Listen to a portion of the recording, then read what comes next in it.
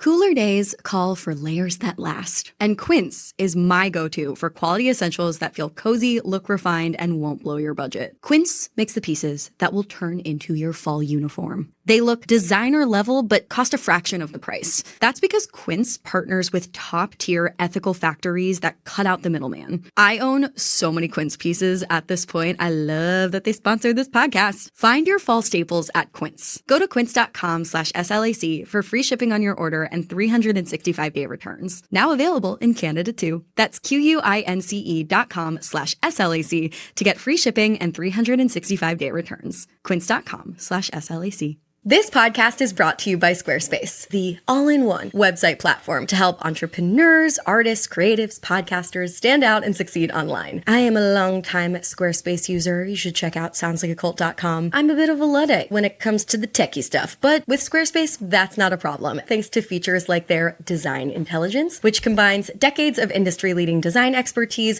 with cutting-edge AI technology. Squarespace also makes email campaigns possible, and if you're looking to become an educational guru of sorts, Squarespace has the tools to create and sell your own course online. Head to squarespace.com for a free trial. And when you're ready to launch, go to squarespace.com/cult to save 10% off your first purchase of a website or domain. The views expressed on this episode, as with all episodes of Sounds Like a Cult, are solely host opinions and quoted allegations. The content here should not be taken as indisputable fact. This podcast is for entertainment purposes only.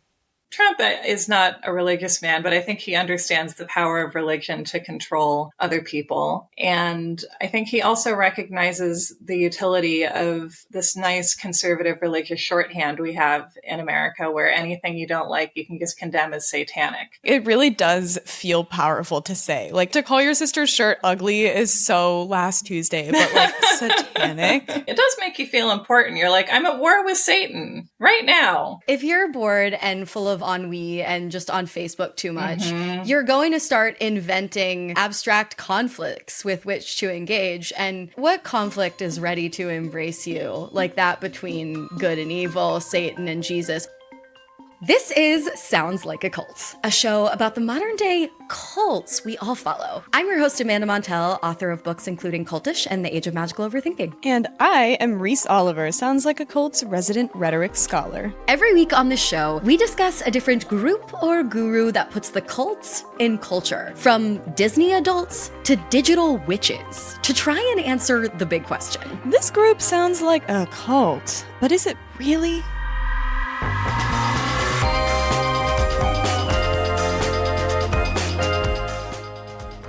And if so, which of our 3 cult categories does it fall into? A live your life, a watch your back, or a get the fuck out? After all, we're all susceptible to cultish thinking in 2025. That might be a hard pill to swallow, but it's true. And sometimes cultish thinking can be subtle, seemingly harmless. Other times it's a little more obvious, and you never know these days where the true danger might lie.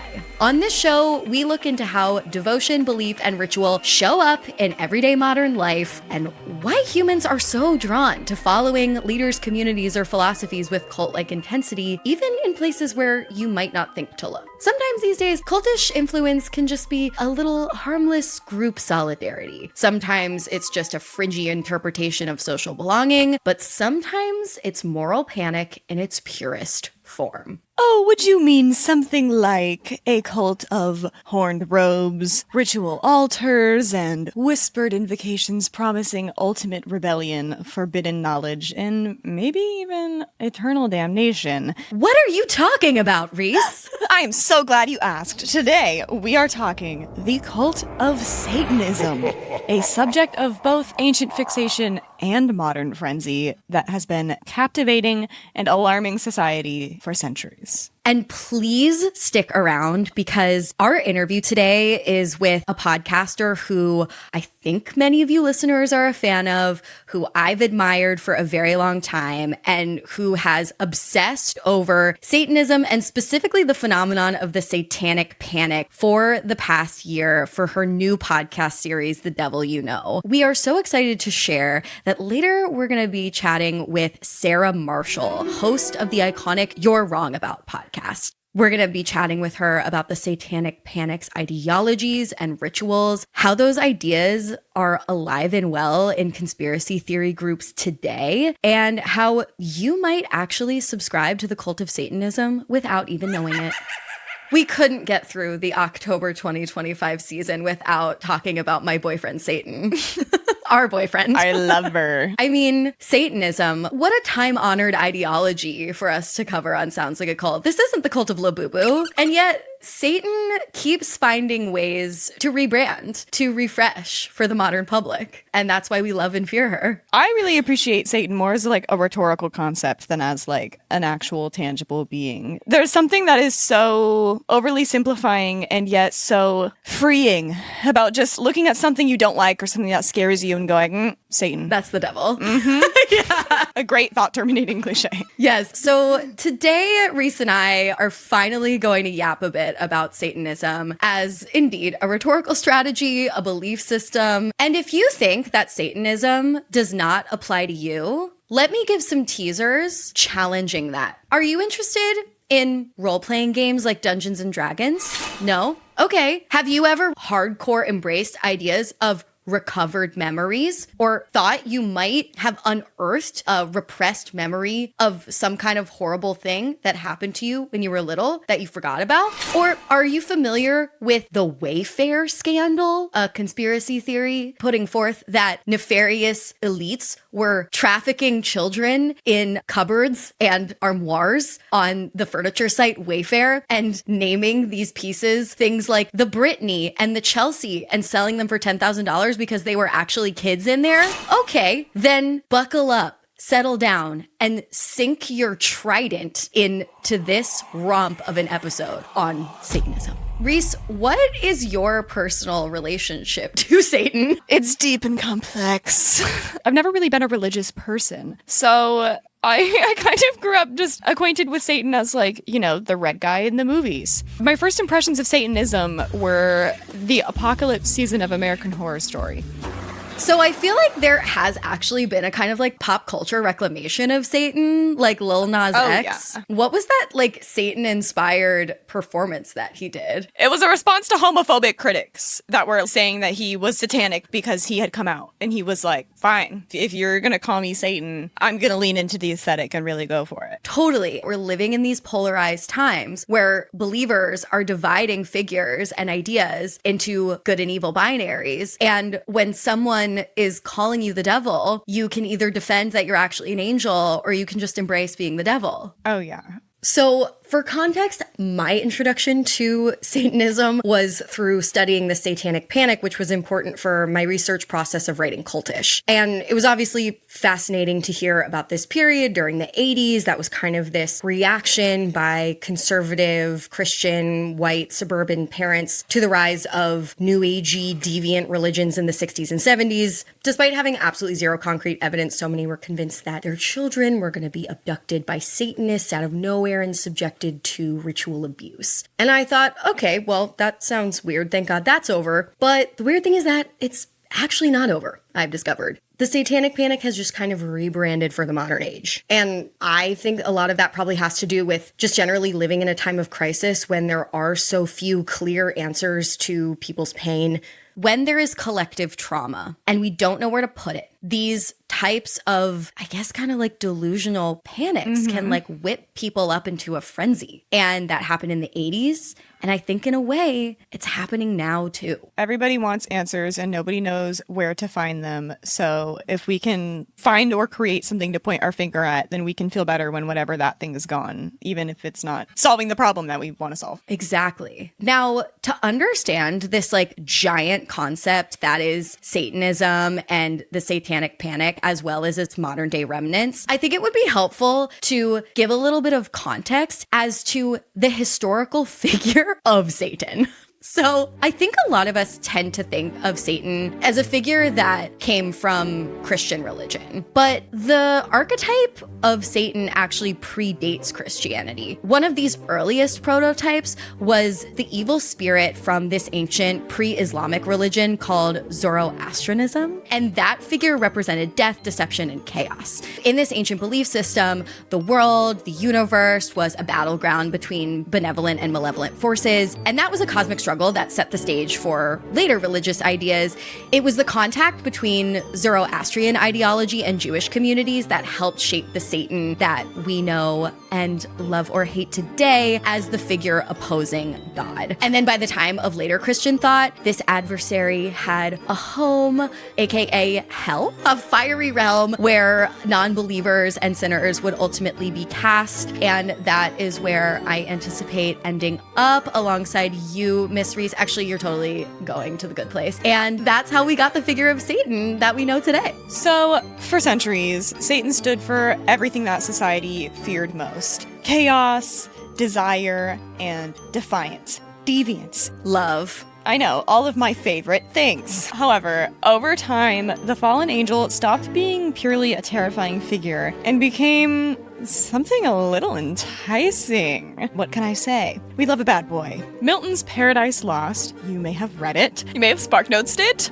gave Satan kind of a little makeover in the form of a persuasive and rebellious voice, which Romantic period writers later interpreted as a symbol of personal freedom. Okay, so that is kind of the history of like the image of Satan, but let's talk a little bit about how it then informed a new occultic movement. By the 20th century, Satan has shifted into a figure that is not just something to be feared, but maybe even someone to be understood or allied with. And that is how we get the whole brand shiny spanking new occultist movement of Satanism. Enter one Anton LaVey, who founded the Church of Satan in 1966. LaVey, I mean, he looked exactly what you would think he would look like. An evil Jackson Galaxy. Shaved head, black cape, goatee, candlelight, the whole nine. Daddy Satanism.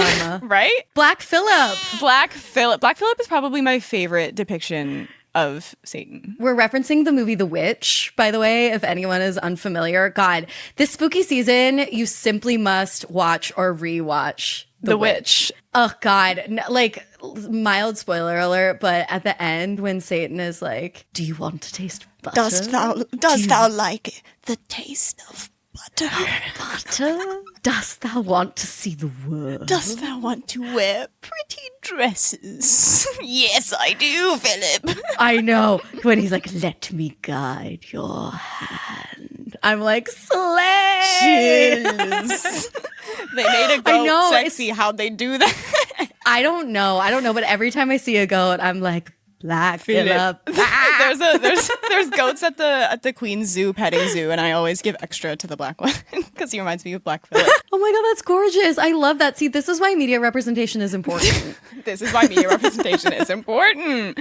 As you can tell, only little freaks are into Satan, including Anton LaVey, whose early life as a carny evolved into the first gatherings of the church. I don't know why that's not surprising. Wait, what's a carny? Like carnival folk. Travels with the circus. It used to be kind of a derogatory term, but I feel like it's been reclaimed to a degree. Yeah, cute. Carny. Hello. LaVey's version of Satanism was a little bit different from how Satan had been perceived by the public before. It was not about worshiping evil to any degree. It was more of a reaction against what he saw as the moral hypocrisy of Christianity and its followers. Instead of framing life as a battle between good and evil, as we've seen across so many religions, LaVey Satanism cast the true divine battle as a struggle between repression and indulgence, with Satan representing freedom from the constraints of moral pretense. Okay, so it's almost like a battle between stoicism and hedonism. Yeah. If you want to get philosophical about it. Nature and nurture, like, who are we really and who are we forced to be? God, humans love a binary. We are so dumb. We love a good and a bad, and we want to be doing the good thing, and that's about as far as any of us think. It's wonderful. To the onlookers, the non-cult members, the Church of Satan looks often plainly like a trolling effort, a kind of like campy, glam rock, theatrical middle finger to organized religion. That's how I saw it, for sure. Like an upside down cross. It was very Hot Topic, it always read to me. Yes. Oh my God, goth. It's just, yeah, I thought Satanism and goth were the same. Yeah, I think just, again, kind of the contrarian, like, I don't want to be something that's likable by mainstream standards. That feels exactly. very... Like, I'm going to stick it to the man, rage against the machine. You know, that's cool. Yeah. It's punk. So, in LaVey's own framing, his version of Satanism was a legitimate philosophy built around radical individualism. Sounds a lot like our country today. Not to sound like an evangelical, but like we do live in a country where Satan rules. Radical individualists, I will say.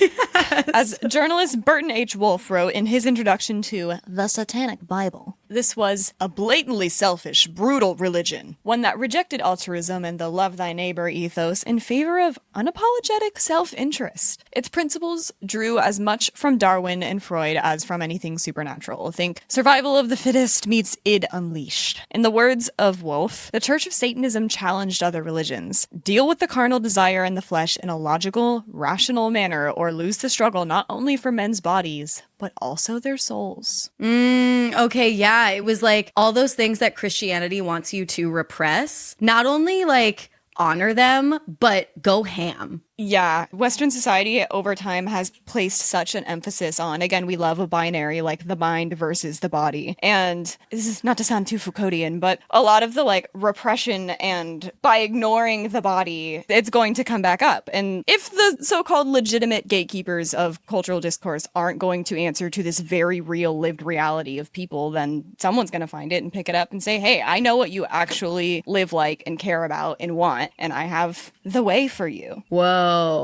Okay, so if someone right here and right now was like, yeah, you know what? Yes, let me surrender to the desires of the flesh and become an official Satanist, what exactly would they have to do, Reese? So Satanism has continued to, I don't know if I would say thrive, but it certainly still exists. So you're ready to sign up.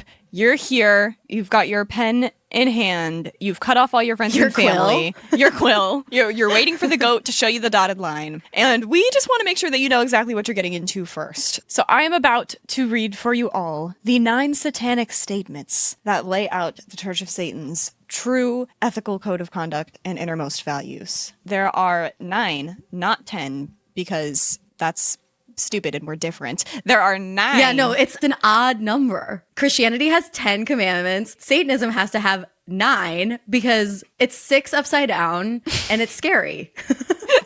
See, now you sound like a Wayfair conspiracy theorist, because why wouldn't they just make it 6 then? It sounds like a Swiftie doing Swiftie math. The 9 satanic statements. LaVey's 9 statements lay out what the Church of Satan actually values. These are some guiding principles. So, number 1, Satan represents indulgence instead of abstinence. Simple enough. 2, Satan represents vital existence instead of spiritual pipe dreams. All of these end with exclamation points, I would like the listener to note. Yeah. 3, Satan represents undeified wisdom instead of hypocritical self-deceit. Pop off. 4, Satan represents kindness to those who deserve it instead of love wasted on ingrates. No further explanation of who that might be. We don't need to know. That's just up to you, I guess. 5, Satan represents vengeance instead of turning the other cheek. I don't know. Vengeance. Not to plug my other podcast, but real quick, I did just do an episode of Magical Overthinkers on overthinking about revenge, where I interviewed a revenge scholar, and I thought I loved revenge, and now I have a whole different perspective on it. So if you, yeah, it's been ruined for me. So if anyone is thinking about what to do to get back at your enemies, you should listen to that before you sign your name in the devil's book. This is so true. Number 6, Satan represents responsibility to the responsible instead of concern for psychic vampires. What does that mean? I don't think we're supposed to know. I think if you know, then you can hold them to it, and they don't want that. Wait, but I am concerned about psychic vampires. Responsibility to the responsible. Responsible. That is word salad on par with Keith Raniere. It is. Psychic vampire is a good insult, though. So you're probably wondering, but like, who is Satan really? And number 7 is going to answer that for you. Satan represents man as just another animal, sometimes better, more often worse than those that walk on all fours, because of his divine spiritual and intellectual development has become the most vicious animal of all. You know what? Being divinely intellectual can make one vicious. It can. We're too curious. All of our damage we've done in the Anthropocene is all just because we're curious little guys. Okay, what's number 8? Number 8. Satan represents all of the so-called sins, as they all lead to physical, mental, or emotional gratification. Okay. Yeah. I'm gonna have to think about that to see if I agree. I think it's kind of pushing against the Christian asceticism of make yourself miserable and that's the only way. Yeah. Be happy now. We're going for pleasure here. Totally. Life is short. And then you're in hell. And our last statement that you must be willing to identify with. Satan has been the best friend the church has ever had, as he has kept it in business all these years. Okay, get that bag. Okay, as with any religious group, y'all, there's some trepidation to be had. It is worth noting that some critics and some conspiracy theorists have drawn connections between LaVey's emphasis on hierarchy, personal strength, and social Darwinist undertones, and the kind of philosophical ideas that historically informed eugenics and even Nazi ideology. Yikes. To be clear, the Church of Satan itself has consistently formally rejected white supremacist and fascist alignments, but these comparisons illustrate how provocative or theatrical belief systems can be misinterpreted or deliberately misused by outsiders.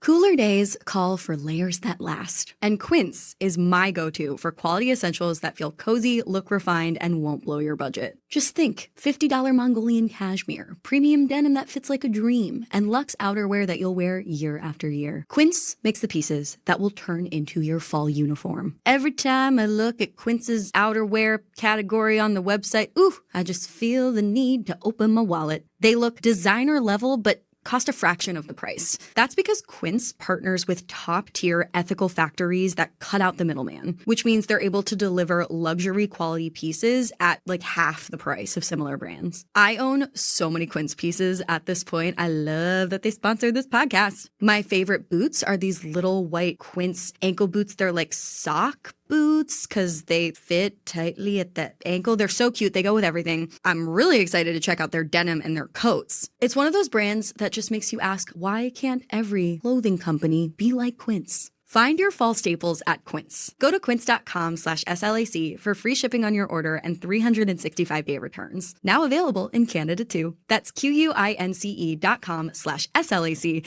to get free shipping and 365-day returns. Quince.com/SLAC. This podcast is brought to you by Squarespace. Squarespace is the all-in-one website platform to help entrepreneurs, artists, creatives, podcasters stand out and succeed online. Whether you're just starting out or managing a growing brand, Squarespace makes it incredibly easy to get set up with a beautiful website, to connect with your audience, and to sell anything from products to content to even your valuable time. I am a long-time Squarespace user. You should check out soundslikeacult.com. I'm a bit of a Luddite. I don't exactly know what I'm doing when it comes to the techie stuff. But with Squarespace, that's not a problem. And that is thanks to features like their design intelligence, which combines decades of industry-leading design expertise with cutting-edge AI technology to help you build a gorgeous website that really suits your brand. If you're trying to become a marketing guru, Squarespace also makes email campaigns possible with all of the tools that you need to engage your subscribers, drive sales, and simplify your audience management. And if you're looking to become an educational guru of sorts, Squarespace has the tools to create and sell your own course online. You can charge a one-time fee or sell subscriptions, choose a layout that fits your needs, upload video. Squarespace is just the best. It's a household name for a reason. Head to squarespace.com for a free trial. And when you're ready to launch, go to squarespace.com/cult to save 10% off your first purchase of a website or domain.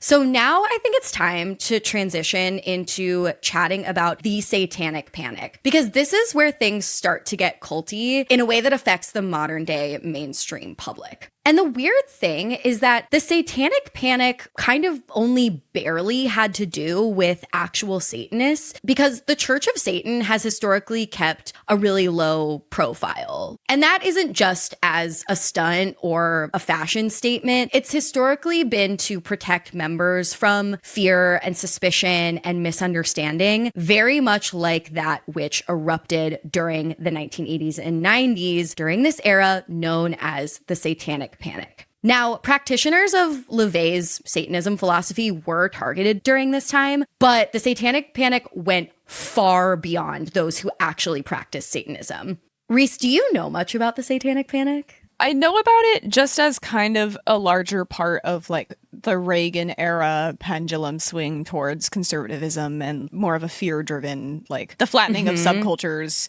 just as a facet of a larger problem, but like not specifically, I'm not super familiar with the mechanisms of the movement, no. Well, it's super interesting because it was kind of this underrated bridge between the fear surrounding the cult groups of the 1960s and 70s, and some of that fear was totally valid. I mean, the Manson family murders and the Jonestown massacre were tragedies that should have alerted the wider public to the nefariousness of cults and cult-like groups.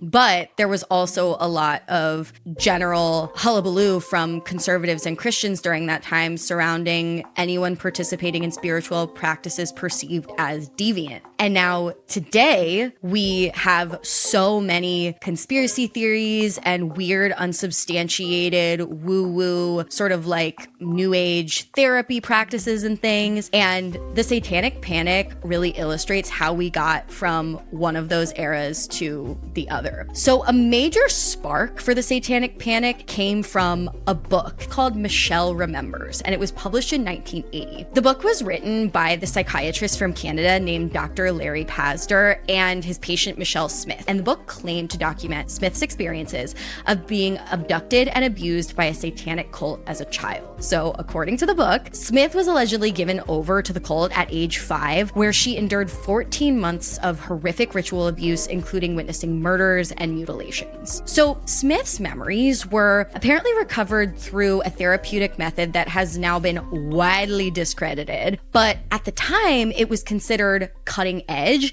and the public devoured it, okay? Pazner and Smith quickly gained credibility as experts, and they appeared on shows like Oprah's talk show and advised law enforcement. So basically, like, this story was so popular, and with support from people like Oprah, it helped ignite the whole Satanic Panic at large, turning ordinary outsiders into suspects. Like, it was freaking Salem during the 1600s. It's giving Abigail Williams. Period. So in one extreme case where the panic was really panicking, this group of 3 men, which has since been nicknamed the West Memphis Three, was convicted of the brutal murder of 3 boys.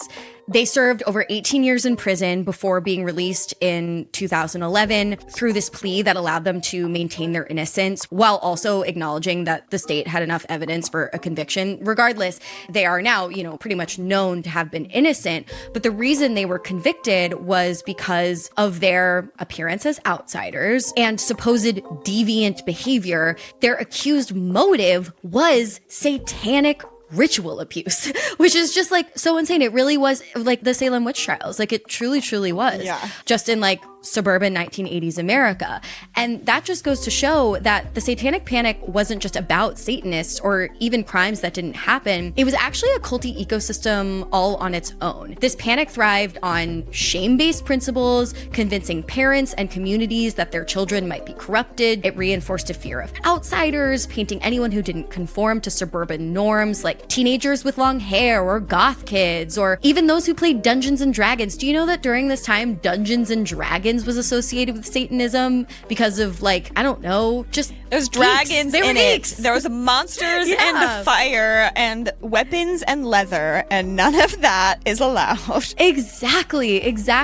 And it was just a fucking insane time. And it reminds me so much of the conspiratorial and even like anti-vax thinking that we find nowadays. People claim that they're protecting their children, but really they're just suppressing critical thinking, elevating pseudotherapy and pseudoscience, as well as these self-proclaimed experts who use anecdotal evidence to claim authority. And all of that just leaves ordinary citizens terrified to question anyone out of fear for their family's safety. Yeah, it comes from like a place of genuine fear, and then it's the Duggar children are not allowed to listen to music with drums in it because it's the music of Satan, which has gone a little too far. Yeah, our ideas of Satan, depending on who you talk to, have just gotten like really wiggly and really easy to use as a weapon to manipulate people into cultishness. And speaking of that, as we've sort of hinted at, the Satanic Panic, in a sense, never ended. I mentioned the Wayfair conspiracy earlier. Reese, I know for a fact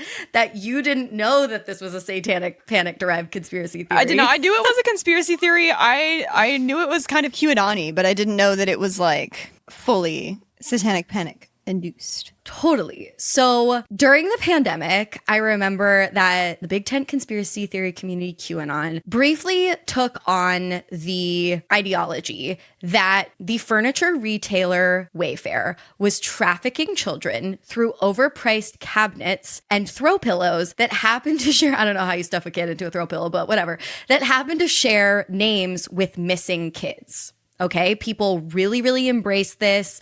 It helped corrupt the hashtag Save the Children. Of course, no evidence ever surfaced of this, but the moral outrage spread like wildfire in the same fear-fueled, shame-driven way that once powered the Satanic Panic. Now, there has been evidence disproving the Wayfair conspiracy. The Washington Post actually tracked down one of the missing children whose name appeared in these listings. Her name was Samara Duplessis, and she was a teenager who briefly ran away from home and then safely returned. Can you imagine logging onto your phone one day to find out that thousands of strangers online were convinced that you'd been sold through a 9,999 Duplessis zodiac sign constellation personalized throw pillow?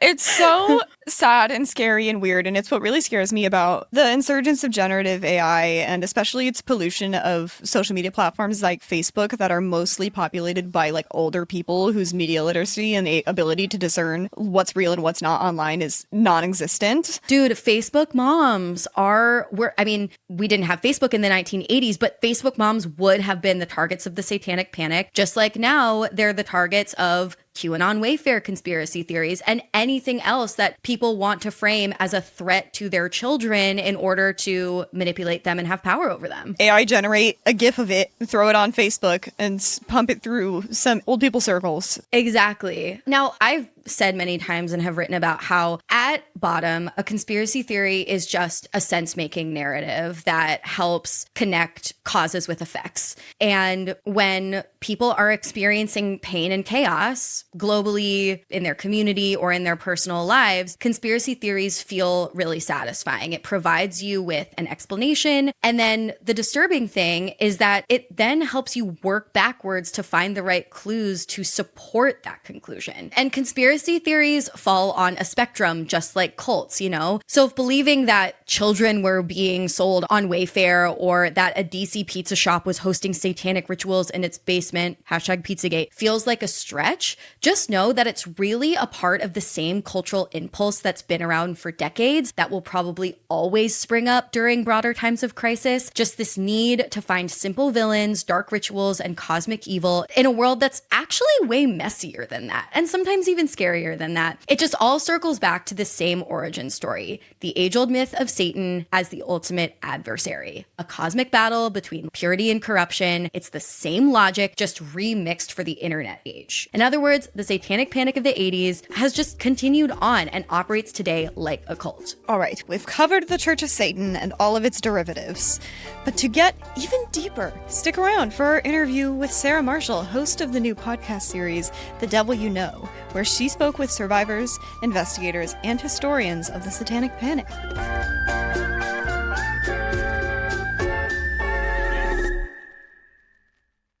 Sarah, welcome to Sounds Like a Cult.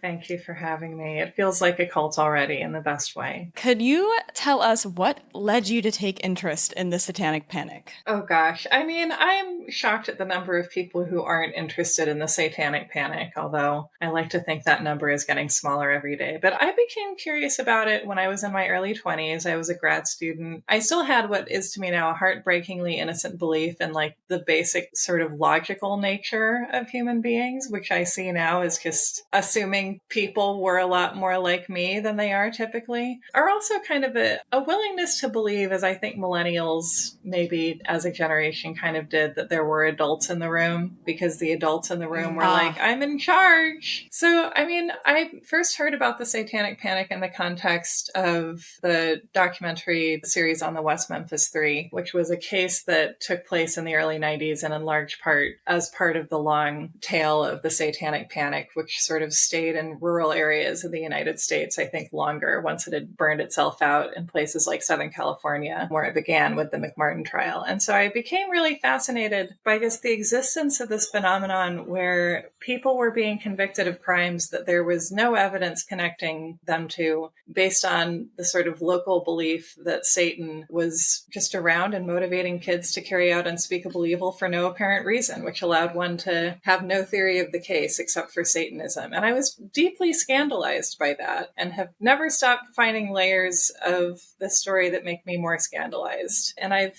grown up with it, and now it's back. It is. And that's why, as old school as this topic might seem, it's actually hauntingly timely. I want to start out by first discussing who were the sort of OG major players cooking up the Satanic Panic, and what were their sort of key beliefs and goals? Yeah, I mean, the thing about the Satanic Panic is that it's a conspiracy theory at heart. And the interesting thing about conspiracy theories is that they often don't have to function in the way that they're born, in the way that the theory itself is imagining conspiracy to work, because you can find these pretty deep roots of it. Like there's a book by conservative Christian religious writer Hal Lindsey called Satan is Alive and Well on Planet Earth, which I just love as a title. Like he's not just alive, he's thriving, he's rollerblading, you know, he's like trying stuff out. He's all oiled up and frolicking like you do. And the argument of this book, which sells very well and is kind of a classic of Christian bookstores of the 70s, is that Satan has an agenda and your child is wearing bell bottoms and taking pot and listening to rock and roll music, not as innocent acts of rebellion or because a lot of these things just are good, but because Satan is intentionally softening up the boomer generation by getting them hooked first on rock and roll music and astrology and horoscopes. And then eventually your interest in horoscopes will transition into a desire to be a full-fledged Satanist. And this was always part of God Satan's willing. plan. And as I'm saying that, I'm like, well, I feel like there are lawmakers making that argument like today. Oh, yeah. Period. Mm-hmm. And so we have Rosemary's Baby as a big cultural moment that scares the bejesus out of people. Once again, interestingly, a movie that's really about the powerlessness of women in society when you get down to it, but that we take away the moral that we need to be vigilant against Satanism and not just John Cassavetes and any kind of husband who will sacrifice his wife's well-being in order to get ahead career-wise, which again is really what that movie is about. But, you know, we're the country that watched Wall Street and we're like, I think I'm going to work on Wall Street. You know, we struggle with nuance as a people. And so a lot of these kind of nascent cultural flutterings really catalyze around the publication in 1980 of this book called Michelle Remembers, which is purporting to be the true story of a woman in Canada and Victoria, BC, which the book later calls one of the global centers of Satanism, which will never not be funny to me. Victoria's iconic. Oh my God. That sounds like a tourist marketing. They're not using that enough. They're like, Victoria, home of Mini World. And it's like, you got to bring in the Satanism aspect more. Mini World is great, by the way. And so this book comes out and is, in theory, this bombshell about this woman who went into therapy, was like, I'm depressed. And her therapist was like, why? I've already fixed you. And she was like, I don't know, just something. And so she came to believe that he had allowed her to age, regress, and recover memories of being given to a satanic cult by her mother and then tortured by them until a ceremony called the Feast of the Beast, at which Satan himself appeared and gave his plan for the late 70s. And part of his agenda was saying that he would return in 1980. And the book came out in 1980. And so, as you can imagine, some people who had made it all the way to the end, which is hard to do, went, oh shit, Satan's coming back. Like, honey, Satan could be back right now. We got to get on this. And so the backstory behind the book is even more over the top than the contents of the book, I believe. And we got to talk about that in this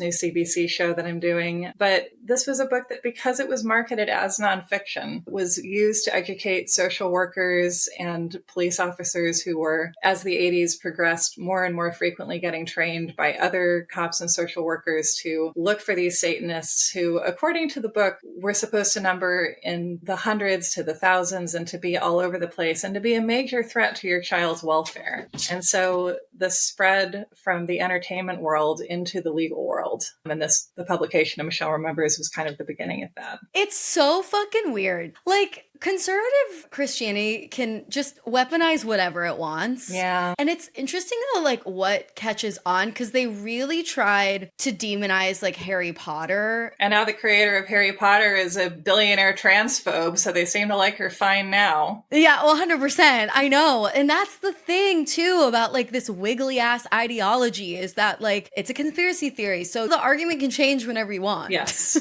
That's what I find so funny about the ever-shifting goalposts and why even evangelical Christians love to define dates where things are going to happen and then just watch it go by and be like, actually, no, it's going to be a little later. Like, as you were telling that story about Satan coming back in 1980, I was like, oh, I'm getting deja vu to 2 weeks ago when everybody said the rapture was here. What bothered me most about it was people assuming that they would be raptured, but not their pets. Like, there is not a world in which I'm getting to heaven before my pets, you know? It's just, I feel confident about that theology. I wouldn't allow it. I mean, my cat Claire is definitely a Satanist, and I've talked about that at length in my private life, but that's another episode. Cats do belong to Satan, and that's what's kind of interesting about, which obviously there's a lot of concepts of Satan, but I've always found Satan to just be kind of an annoying wise ass in the Bible, and it's God's problem for taking the bait and being like, you know what, I will take everything away from my servant Job and kill everyone he loves because I'm a murderer too, and the guy who dared me to do it is the bad one. It's like,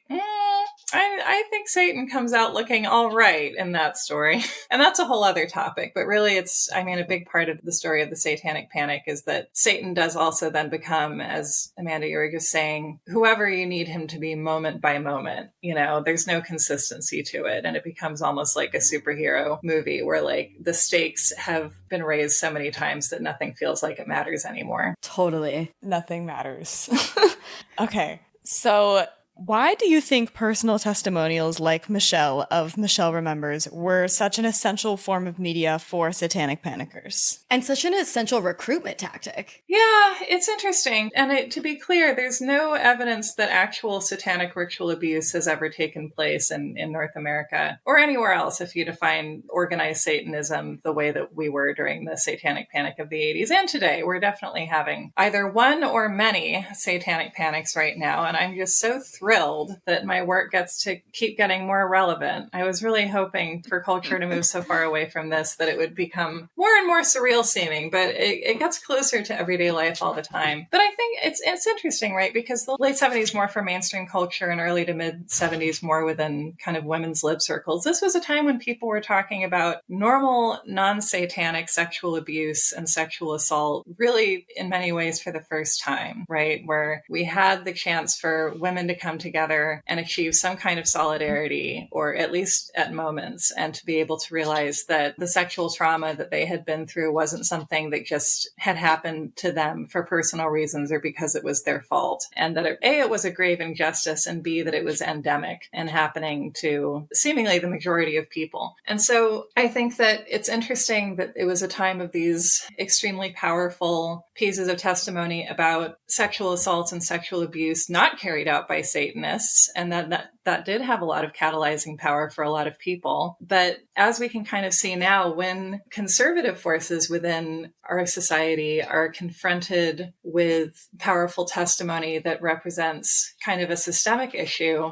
what can really help is to invent an issue that either doesn't exist or exists in such a vanishingly small statistical area of the population that you would have to have some kind of ulterior motive for focusing on it. Like, for example, violent crimes carried out by undocumented people. And I think that the Satanic Panic and this alleged testimony around it really served the purpose of allowing religious leaders, certainly, and plenty of other more kind of mainstream and secular figures to ignore real issues around child abuse, sexual abuse, kind of, also just the whole issue of domestic violence and the fact that if women have the power to leave abusive marriages, we frequently do, and that defending the nuclear family at all costs was in itself kind of a culty move, right? So how do we distract from the danger of the nuclear family? We invent a Satan who's hanging out there and who only men can protect us from, obviously, So I think that it was kind of a weaponization of a truly powerful thing. Oh my God. It is a straw man. It's a red herring. It's a scapegoat. It's all those things. Just a straw red goat. That's good. Exactly.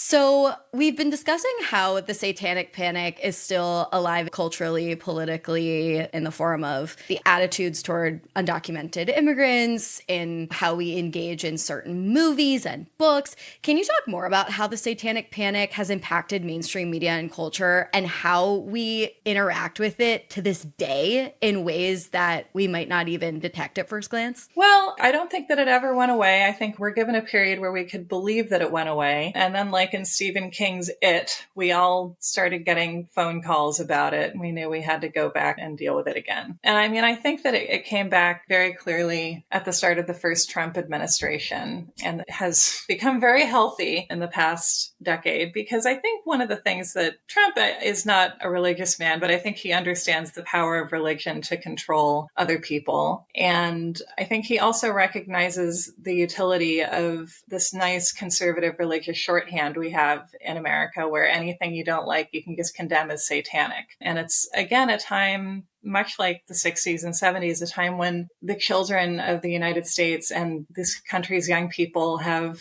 real grievances with the way that the country has been run. I thought you were going to say are wearing bell bottoms. That too, yeah. And are wearing some halter tops and freaking out their parents. And rather than saying, I don't like that halter top, you can say that halter top is satanic, or your gender is satanic, or the fact that you got to learn at college is satanic. It really does feel powerful to say. Like, if you believe it, like a really good insult. Like, to call your sister's shirt ugly is so last Tuesday, but like satanic. They got my Dutch Brothers order wrong. That Dutch Brothers is satanic. Satan is back there, obsessed. inconveniencing me personally. It does make you feel important. You're like, I'm at war with Satan right now. The level of hyperbole is very comfortable. If you're bored and full of ennui and just on Facebook too much, you're going to start inventing abstract conflicts with which to engage. And what conflict is ready to embrace you? Like that between good and evil, Satan and Jesus. Although, you know what? Trump has been loosening his lips with regard to that religious vernacular recently, because didn't you both just hear the other day, like 2 days ago at the time of this recording, how he said he's probably going to hell? He was like, I'm probably going to hell. Fascinating. Well, it's the classic strategy of say so many things that no one can hold you to any one thing that you've said, because who can even discern anymore? I just feel, based on having a dad who did this, that he is going to do that thing where he is dying for so long. He's going to be dying for as long as he can possibly hang on, and it's going to be a long time, and it's going to drive us all insane. Yeah, for sure. Ew. Sorry. And Everyone's like, maybe he'll be convenient and quick about it. And it's like, no. It's going to get way. Roy Cohn and hell way. dragging it out with the paperwork down there. Inch by inch. Ew. cell by cell, tissue by tissue, organ by organ. That's really yucky. It's going to be like the demons who control me are repossessing my body, but I'm duking it out. They've only got one cornea. I'm sorry to do the repossessing my impression. assets. I really try to restrain myself. No. It probably feels powerful to do it. It's like, it's almost like being possessed, honestly, doing a Trump impression. It's satanic. So, in the echoes of the Satanic Panic that I'm seeing in our modern culture, I'm noticing that the perpetrators themselves behave in ways that are often quite cultish. And I'm wondering if those behaviors and that same, I guess you could say, hypocrisy has always existed within satanic panickers. So what, if any, rituals or ritualistic behaviors have emerged throughout the Satanic Panic that rivals the cultishness of the Satanists themselves? I think that's such a good question because I feel like, I mean, you're way ahead of me because what I realized while working on this project is that the Satanic Panic itself absolutely functioned like the kind of cult that it was trying to find and destroy, right? Especially as things progressed and as the belief system became more codified, because it became not just a movement within law and, you know, it caused a great number of wrongful convictions, or was introduced as a theory into a lot of cases where there might have been actual child abuse, but where we lost the ability to really determine the truth as well as we might have because of how much witness contamination happened. But then as things progressed, it also became this massive move within therapy, and also a very lucrative one, because one of the core beliefs of the time was that hypnotherapy was especially useful in treating satanic ritual abuse, which is, again, something outlined by Lawrence Pastor, one of the authors of Michelle Remembers, who went on to marry his own patient, which you're not supposed to do. You weren't even supposed to do it in the 80s, incredibly. Oh, then you know it's really wow. Exactly. We know that it's common decency to, if you're going to do blow in front of your patient, offer them a little, but don't marry them. That's too far. But they did anyway. And from this very trustworthy narrative, where I think it's very easy to believe that these people kind of needed to believe that they were engaged in a holy war, because that would make it more acceptable for them to both leave their spouses in the name of Catholicism, which is just a hard hat trick to pull off. Yeah. But boy, did they. So it becomes a movement within therapy as well. And we have patients whose lives are really quite destroyed by the aggressive forms of therapy that they're told they have to undergo to deal with the trauma from the satanic ritual abuse that they must have experienced. Because in the 80s, as a woman, you could basically go into therapy for anything. You could go in for moderate depression, you know, an eating disorder, insomnia, memories of trauma that you had not forgotten about and were ready to discuss. And your therapist, if they were on the satanic panic train, would be like, that's all fine, but I knew from the second I saw you that you had been satanically abused. You have that glint in your eye that makes me think you've been made to sacrifice babies. And I think we need to hypnotize you and just see if we can get those memories to come out. And the thing about hypnosis is that it doesn't make people more truthful. It doesn't give them absolute recall of the past. It doesn't function the way we kind of been trained by pop culture to believe it does. But it is possible for a lot of people to experience some degree of basically disinhibition and ability to kind of communicate more imagistically and without a sense of the inhibitions that they might have in their more day-to-day frame of mind. And so what that state does to people, it doesn't make them necessarily more truthful or more able to access memories, but it does make them more suggestible. And it's easier to plant ideas in their head if they're in that state. It reminds me of the suggestible state that people enter when they speak in tongues, you know, like you enter like a mild state of dissociation. It also, you know, stick with me as I make an analogy here, because I feel a little conspiratorial about dentists because they've been trying to take out my wisdom teeth for a long time. And my wisdom teeth feel fine. And I don't want them to take them out. And this sniffs of the satanic panic, because what if I went into a dentist for a teeth whitening and they were like, yeah, no, like, I get that you want to whiten your teeth, but actually we want to take out your wisdom teeth because that's what we're really interested in here. And that will be more profitable to us because you'll have to, you know, undergo all this stuff. But if this were the satanic panic, those wisdom teeth wouldn't exist. My teeth whitening procedure would be actually medically necessary for me to move forward in life. And like, what I want to say with this analogy is that when professionals are whipped up into some kind of trendy state because they're motivated by who knows what, conservatism, money, it creates a breed of cultishness and conspiratorialism that I just cannot accept on any level. I'm disturbed, and I don't want anyone to take out my wisdom teeth ever. No, and you should hang on to them. And to kind of close the loop on the cult analogy there, one of the things that happens with this kind of recovered memory therapy, where a lot of patients could see the negative effects it had on their life and were asking to stop, and their therapist was like, no, you've got to keep going. You must get better. So we have to do more of this thing that's ruining your life. In therapy groups for women to just do kind of group therapy, some of the women who later filed lawsuits against the therapists who practiced this and who won settlements that eventually led health insurance to stop covering hypnotherapy, thank God, in the United States.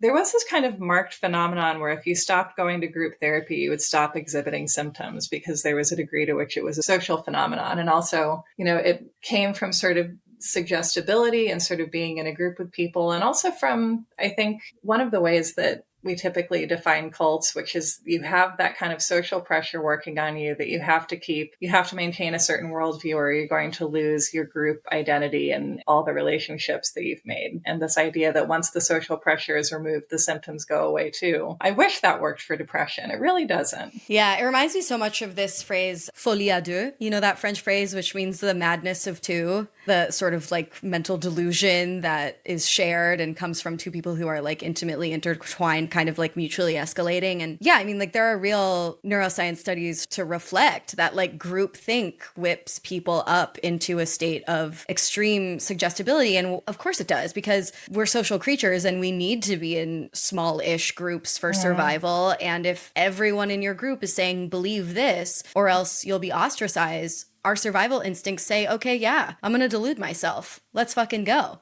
And speaking of those in-groups, an us versus them dichotomy thrives in most cults. To the Satanic Panic, who exactly was the them? Because they seem to be operating on some pretty broad strokes here. Is it actually the Satanists themselves? Are they the core them? Or is it like literally anyone with bell bottoms? I mean, it depends who you ask, but I think that this is one of the very culty things about it, that it starts off as like, okay, there are these Satanists out there. We have to look for them. They want to infiltrate daycare centers. They live working long hours for lousy pay, apparently. I don't know why. And the idea is that they're using preschoolers in these elaborate rituals of theirs, which again, I can't believe that none of the cops working on these cases had ever been to a preschool concert or graduation. It's so clear how hard it is to get kids that age to do anything. There had to have been the kid at the satanic ritual who was sitting there twirling around, waving at people, and then ran away. But you never hear about that. And so it begins with this quest for the search for Satanists, but then as more and more people begin to express doubt, Debbie Nathan is one of the first journalists who really writes doubtfully about the Satanic Panic, and I think her career suffered because of that, because this was a difficult truth to publish or to really present to people, because people who raised credible questions in the 80s, kind of as this was first flourishing, were accused of being on the side of the Satanists, of being on the side of molesting children. And then as the conspiracy theories kind of progressed, I think it became difficult for some people to know when to stop, because I think kind of what we've seen with the theories and kind of storytelling around QAnon, the more information the theory has to expand to accommodate, the more extreme and out of pocket it gets, until at a certain point in the early 90s, if you really are going to be in step with like the true believers leading the Satanic Panic, especially in therapy communities, you have to kind of believe that it is like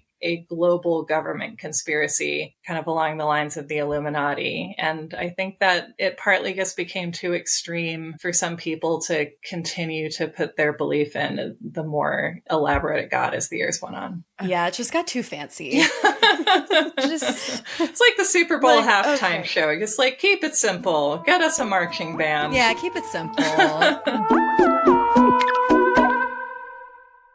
So hearing about that journalist really re-emphasized to me what a mainstream grip that the Satanic Panic had over like a lot of people with a lot of power. It very quickly spiraled into a witch hunt that created a culture of fear and constant baseless accusation, in large part because, as we've been talking about, the net that they were casting kind of kept getting wider and wider. What were some of the other social costs of not conforming to the fears of the Satanic Panic, like defending things like Dungeons and Dragons or heavy metal music? Yeah, I mean, you, I think, were marking yourself as a member of an outgroup or a defender of an outgroup, and this was a conspiracy theory that very conveniently allowed the mainstream and, sort of conservative white Christian America to identify anyone who fell out of step with its relatively conservative values as not just somebody with different beliefs, but somebody who was actively dangerous to you and wanted to convert your teenager. So in this way, it's kind of the classic homophobia of the late 70s in response to gay liberation, but conveniently reskinned for a new market. So you don't have to be an overt homophobe. You can just be afraid of satanic cults, and then you can still have your homophobia and eat it too, or something. Have your homophobia and eat the fruitcake too. Yeah. I love contextualizing this historically and sort of like socioculturally, because like the 80s are an underrated time in terms of like how we got to where we are today politically. It's the frickin' actor Ronald to reality TV Donald pipeline. And I think like placing the Satanic Panic and its many masks against those backdrops and those cult leaders of sorts is really telling. Did anyone financially benefit from the Satanic Panic? Like, did its drivers and leaders have anything material to gain beyond just like validation, religious power, political power? I mean, there's money wrapped up in all of that, but was anyone like just in it for the bag? I mean, I think there's some decent money in moral panics, but nobody leaps to mind to me as somebody who I think was purely financially motivated or just grifting simply for the payout. You can go back as far as Mike Warnke, who wrote The Satan Seller and then became an evangelical comedian. And the worst part about that is that he's actually pretty funny, but who wrote about becoming a college Satanist in, I believe, San Bernardino. And that book was completely made up, but became kind of part of the Satanic Panic bibliography in the 80s when he could look back and say, well, we have The Satan Seller from 1972 with some previous made-up Satanists who were consistent with today's made-up Satanists. So, you could go on the circuit as a police officer and train other cops in cult recognition. I don't really think anyone was making major bucks doing that, frankly. I think that the people who got the biggest payout on this were in media, because you had Geraldo doing, I think, multiple specials on Satanism. He was also one of the only major media figures who apologized later for his role in the Satanic Panic. So, I hate to hand it to Geraldo, but sometimes you do have to. But if you look at Oprah Winfrey was really getting, it's weird that I called her by her last name as if people are going to think I mean a different Oprah.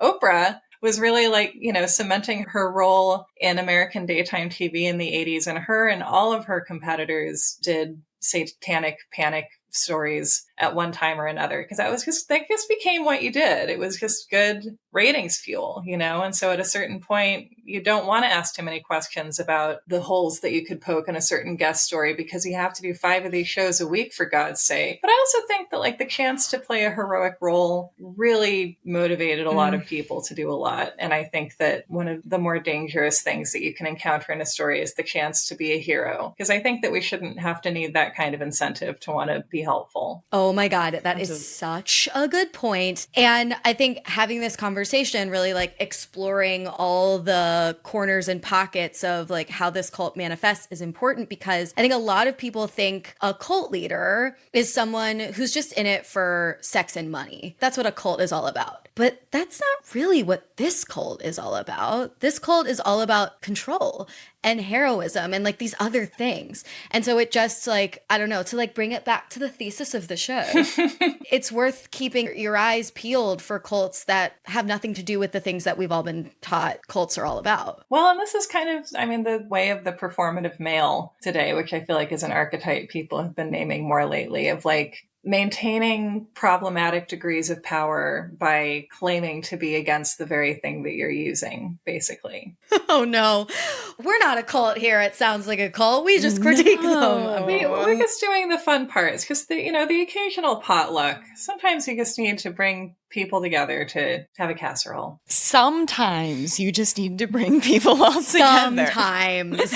Operative word being sometimes. And that's how the Satanic Panic feels to me, because it wasn't cultishness in a super straightforward material sense where like it wanted you as a member to like go somewhere physically and donate all of your money. And it was much more of a psychological attention economy of a cult. So it leads me to think that the effects of the Satanic Panic, therefore, might be a little bit more ambiguous than the effects of some of the other cults that we've covered on the show. What were the most devastating effects of the Satanic Panic, or some of the worst case scenarios of joining up with either the Satanic or the Panic? I think that, I mean, to join up with the Satanic probably just meant burning a candle, wondering if real Satan would show up, realizing that he wasn't gonna, and then maybe spray painting a pentagram on an overpass and scaring the bejesus out of a local sheriff if you were lucky. Which, to be fair, is pretty fun. Lit. Yeah, nothing That's wrong just with a hobby. freaking out adults. And I think that the lives that the Panic itself steamrollered over, it did so much damage that can never be undone. It put people in prison for years, for decades in some cases, or if you didn't go to prison, your life could be effectively over in the community where you lived. And also just the experience of wrongful convictions function partly because a lot of people go through life willing to believe that they deserve to go to prison or are capable of worse things than they're immediately able to imagine, you know. And there are people who have been wrongfully convicted who have created false memories of crimes that we now know absolutely could not have committed. And yet it is possible to believe that about yourself in addition to other people. And so, you know, just the families that were torn apart by this, the wrongful convictions, the way that the therapeutic belief system that the Satanic Panic helped inspire kind of destroyed the lives of the generally women who sought out therapy during this time is really, I think, kind of impossible to quantify. But this was, the therapy actually is often what I think of first beyond even the legal problems that this caused, because it really, Amanda, you were fed up with this too, but to build on that, just the idea of trying to improve your life, being told that the things that you think are your problems are not your problems. It's actually this thing you never thought of, you idiot. And then being told that you're not allowed to stop and you're not allowed to leave, and it's all for your own good. That feels so sinister to me, because the thing is that at least if a judge is sentencing you to prison for a crime that you didn't commit, they're at least not pretending to do it for your own well-being, you know? Mm-hmm. And so I think that if you got caught up in kind of the culty aspect of this and the sunk cost fallacy of it all, where at a certain point, if you stop believing what you believe, you have to accept that you have helped a moral panic to rage out of control and compromise people's lives and freedom. It has to be so incredibly difficult to climb off the other side of that and see the truth after you put so much energy into making it make sense. Completely. Oh my gosh. Yeah. Just this notion that women would go to therapy, many of whom probably were sexually assaulted at one point or another in their life. Those perpetrators were probably not those who these Satanic Panic oriented therapists unearthed repressed memories of. So it's just like such a hot mess. And it also reminds me of a study that I came across while writing my third book, The Age of Magical Overthinking, that talked about how women can actually be more morally punishing than men. And so this just feels like such a manipulative cult for women in particular, who are not only not getting the actual therapeutic help that they might need, but are also like oriented toward placing moral punishment on people who might not even deserve it, while the people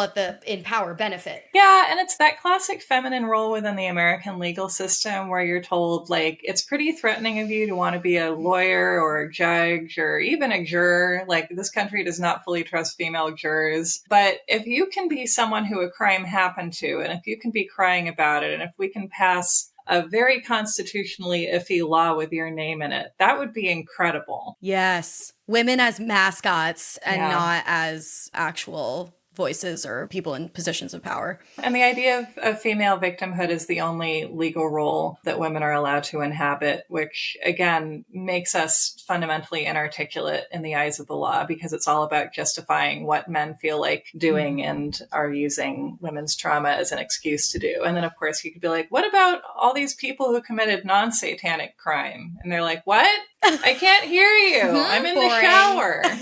Totally. Oh my God. So well put. We've got one more question for you, Sarah. You said something at the beginning of the interview about how like the remnants of the Satanic Panic lasted in rural areas long after it faded from places like Southern California. Are there still people who believe in like the OG Satanic Panic from the 80s? Oh, yeah. Yeah, like what are they up to? I could find you one by tonight, I'm sure. I just needed to make a couple calls about it. Yeah, because you think about so much of what's going on today culturally, I think, is about a lot of different things. But one of the things it's about is the apparently God-given right to not update any of your ideas about anything since 1985. You had your last new thought in 1985. You don't have to take any new information about gender or politics or the economy, or you're done. It's fine, because it's so many of the kind of conspiracy theory believers of today who insist they do their own research are the same people who refuse to even allow new information in over the threshold of their brains. So I think that, if you are so committed to learning being an act of treason, then of course you're going to still believe in the original Satanic Panic, and you're going to feel validated that it's coming around again. It's like how I feel when Fleetwood Mac goes viral. Oh my God, I have never heard the phrase learning as an act of treason. That is what's happening, huh? I know. And it's like, don't you want to, learning is fun. Like, not even in the school way. I hated school too, but like just. Oh my God, Sarah, I didn't like school either. Reese loves school. That's the thing. Like, school can be the place where you learn that linear thinking jerks have power over you. Like, I get it. It's not always fun, but like the act of learning something feels incredible. You should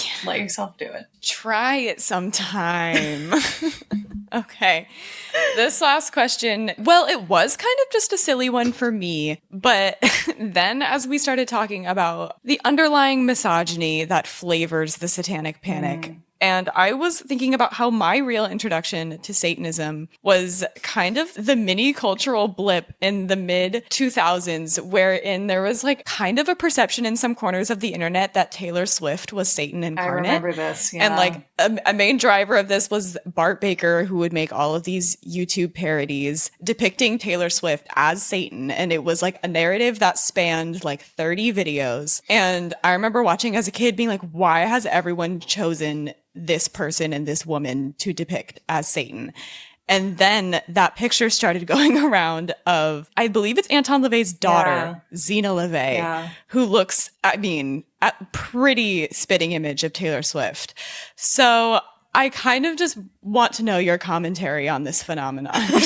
Man, I think people just enjoy theorizing that somebody is Satan, and if we can allow it to not get deeper than that, then like, whatever, have fun, Oh my God, she does. She looks exactly like her. Yeah. Taylor Swift, I think, represents a lot of things that people think are evil that in a similarly vague way to a lot of the other things people didn't like during the 80s. It's easy to just be like, satanic, because I don't like it. Right. I mean, what this does make me think of is when there was the tragedy at Astroworld, the Travis Scott concert, right? Where people were, I think, suffocated because of lack of adequate crowd control, which is a thing that happens. We lack adequate infrastructure for massive crowds. This actually happens a surprising amount at Mecca, where crowds will, the people in the back don't know that people at the front can't move. It's like a very known phenomenon where just like if you lack adequate infrastructure and a large group of people are together, then you can have a human crush disaster. But of course, there were immediately theories that like there was a satanic ritual and that's why all those people died. And it's like, don't you think that if you were Satan, you would maybe keep a lower profile? Like, why do we think Satan is an idiot in all these scenarios? Like, why wouldn't Satan be one of the nameless, faceless billionaires who are controlling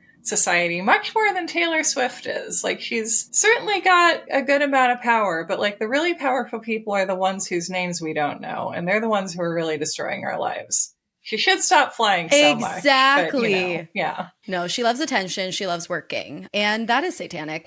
I know. I was like, devil does not sleep. The devil's in the details. The devil works hard, but Taylor Swift works harder.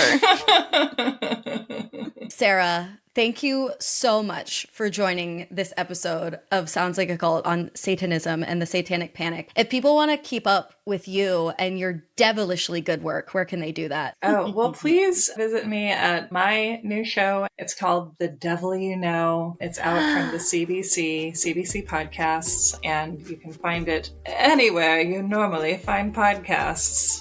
And I tried to say that in a creepy way, but I didn't really. It was. Yeah. It was creepy. But you can also find me at my podcast, You're Wrong About, where we talk about moral panics and all kinds of other stuff. Beautiful. All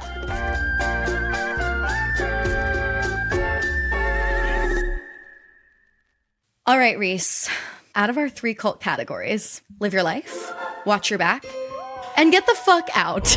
Which of our 3 cult categories do you think the cult of Satanism falls into? I'm gonna go live your life because I just think that like the QAnon and all of the derivatives are not the fault of the Church of Satan. They're the fault of the reactionaries and the panickers and the religious folk in the first place. I think the Church of Satan, they try to keep a low profile. We said it ourselves. They're not really here to get into our business. We keep inserting them into our business, and that is not their fault. I don't know, man. I think religion, period, even if it's a fringe religion like Satanism, is an automatic watch your back at least.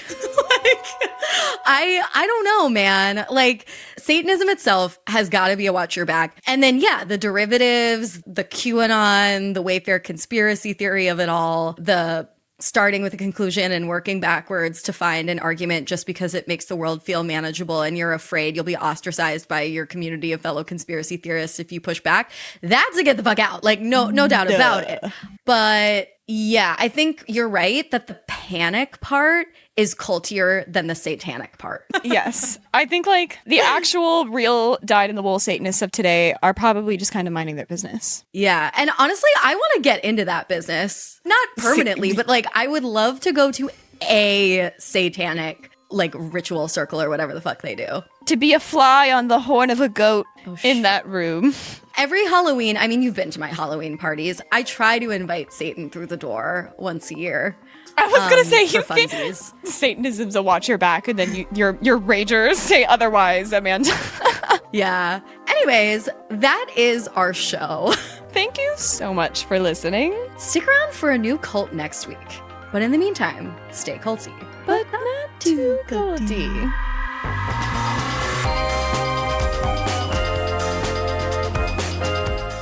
Sounds Like a Cult was created by Amanda Montell and edited by Jordan Moore of The Pod Cabin. This episode was hosted by Amanda Montell and Reese Oliver. This episode was produced by Reese Oliver. Our managing producer is Katie Epperson. Our theme music is by Casey Cole. If you enjoyed the show, we'd really appreciate it if you could leave it 5 stars on Spotify or Apple Podcasts. It really helps the show a lot. And if you like this podcast, feel free to check out my book, Cultish, The Language of Fanaticism, which inspired the show. You might also enjoy my other books, The Age of Magical Overthinking, Notes on Modern Irrationality, and Word Slut, A Feminist Guide to Taking Back the English Language. Thanks as well to our network Studio 71. And be sure to follow the Sounds Like a Cult on Instagram for all the discourse at Sounds Like a Cult Pod, or support us on Patreon to listen to the show ad-free at patreon.com/soundslikeacult.